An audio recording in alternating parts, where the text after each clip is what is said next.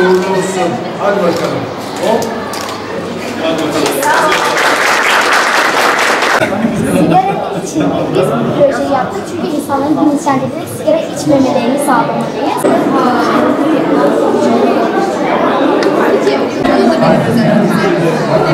Aynen, silinebilir özellik olduğu için.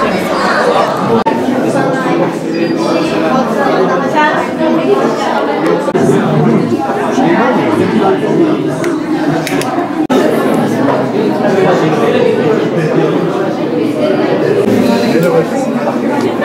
Ne yaptınız sizin?